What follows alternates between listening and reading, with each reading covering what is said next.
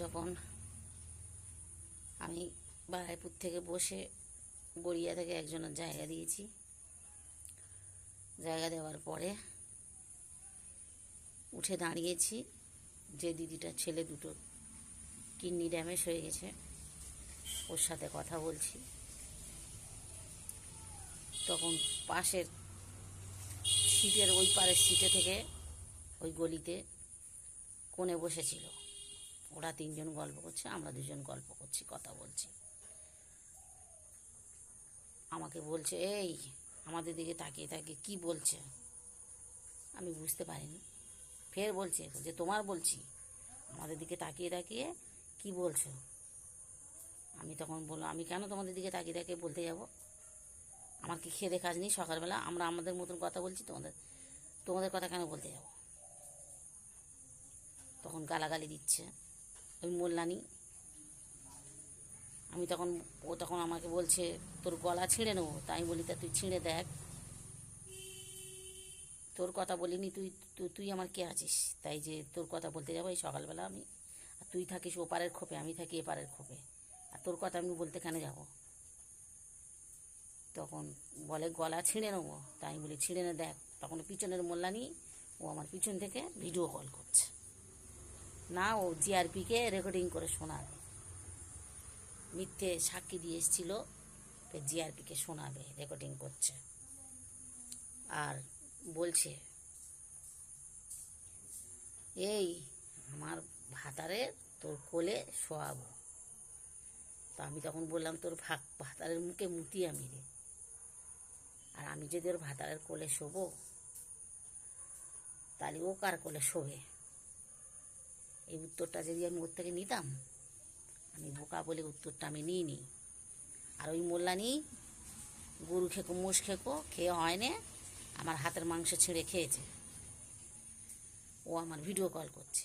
আর ওই যে আই বড়োটা যখন মারপিট হচ্ছে তখন ভিডিও কল করেছে, আর ওর পাশ থেকে যখন গালাগালি দিচ্ছে ওর পাশে বসে দাঁড়িয়ে এরম বাজে ইঙ্কিত দিয়ে ভাষা দিয়ে ওর খুব তখন আরাম লেগেছে। ও তখন ওদের গ্রুপের লোকেদের ভিডিও কল করেনি, তখন কারো দেখায় নি, ভিডিও কলিং করেনি, দেখায় নি, ওটা নিজেদের লোক।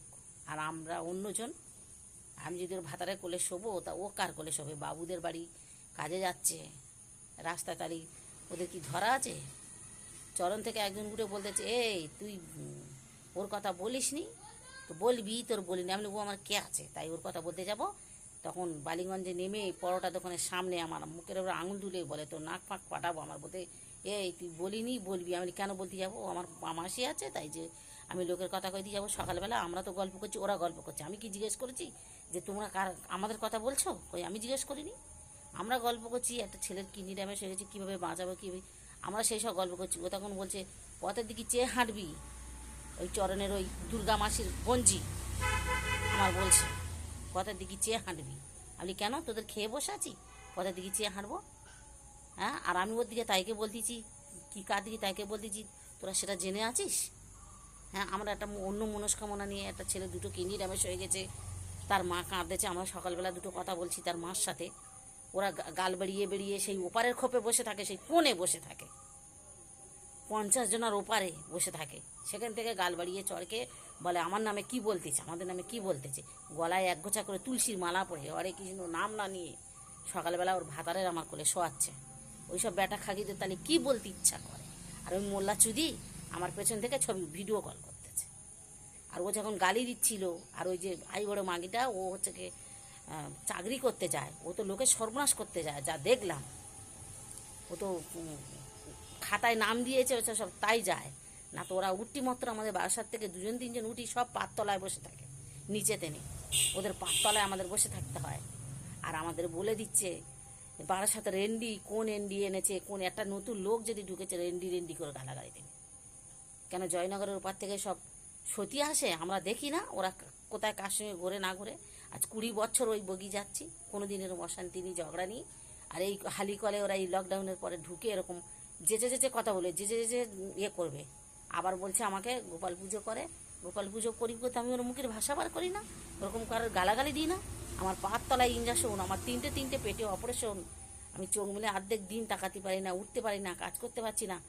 হ্যাঁ, আর জিআরপিতে মারপিটের পরে নিয়ে গেছে, জিআরপি বলছে ওরা উকিল ধরতে পারবে, ওরা তো মুসলিম, ওরা তো সবাই তো ও তো মোল্লা জাত, ওরা তো লক্ষ্মীর ভাণ্ডার পাচ্ছে, আমি তো লক্ষ্মীর ভাণ্ডার করিনি, আমি পারবো না, আমি বরঞ্চ ভিখারি, আমি বরঞ্চ উকিল ধরতে পারবো না। জিআরপি এরমভাবে বলতেছে।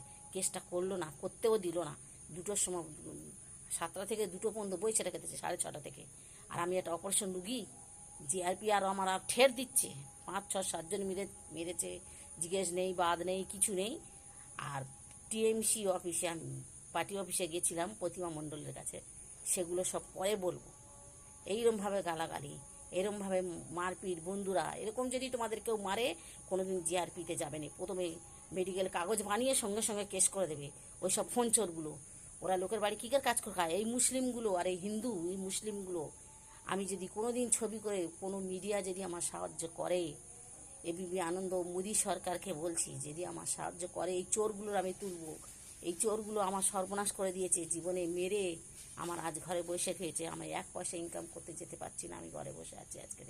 আমি কি কষ্ট পাচ্ছি, আমার একটা টাকা নেই। ওদের মতন তো আমি লক্ষ্মীর ভাণ্ডার করিনি। আমি এইভাবে পড়ে আছি, ব্যথায় যন্ত্রণায় আজ উঠতে পারি না। আর জিআরপি মিথ্যে বিচার করছে, আর যাদবপুরের জিআরপি মারতে ভেজিয়ে দিয়েছে। আমার যদি মেরে পুঁতে দেয়, তাও আমি মরার আগে বলে যাবো যে যাদবপুরের জিআরপি মারতে ভেজিয়ে দিয়েছে। একজন আমার হয়ে সাক্ষী দিতে গেছে, সে সব জানে, একজনই আমার পাগল প্রমাণ করেছে। ভালো মানুষকে ওই জিআরপি আর ওই পাবলিকই মানুষ মেরে দিচ্ছে। কাশ্মীর পেয়েছে, আমাকে যেখানে যেখানে দেখতে পাচ্ছে পাগল চুদি করে ওই মোল্লানিগুলো আমার গালাগালি দিচ্ছে, আর আমাদের ভগবানের নিন্দে করে যাচ্ছে। এখন তো আমি একটু আধা বেরোচ্ছি, দেখছি তো মুসলিমদের গায়ে একটু ঘা লাগবার কলনি, একটু হাত লাগবার কলনি, ট্রেনের বেড়ে কি এলে পেনে যাচ্ছে আমরা? হ্যাঁ, এরকম মানে উল্টো পাল্টা বলেই যাচ্ছে। আর ওই গরু খেয়ে খেয়ে, মোষ খেয়ে খেয়ে, গান্ডার খেয়ে খেয়ে ওদের হয় না। এখন কথা বললেই আমাদের হিন্দুদের যেখান থেকে ওই কী ওদের করেছে মোদী সরকার, সেখান থেকে আমাদের এই মানুষ ছিঁড়ে খেয়ে নিল। এই দেশের বুনো মোল্লা, এই জয়নগরের পরে মোল্লানিগুলো মানুষের ট্রেনে গাড়ি টেকতে দিচ্ছে না, এমন ভাষা দিচ্ছে। ওদের কি বলে ভালো বলবো? ওরা কি মিথ্যে প্রমাণ করে দিয়েছে। আর আমার হাত থেকে ফোন কেড়ে নিয়েছে, চোর ও সব। প্রত্যেকটা কাজের বাড়ি বাবুদের বলছি, এইসব চোরেদের দেখে শুনে কাজে নেবে, কোনো মুসলিমদের কাজে নেবে না, কোনো মুসলিম নয়। আর হিন্দুগুলো দেখে শুনে কাজে নেবে। জয়নগরের ওপর থেকে যারা আসবে সব চোর।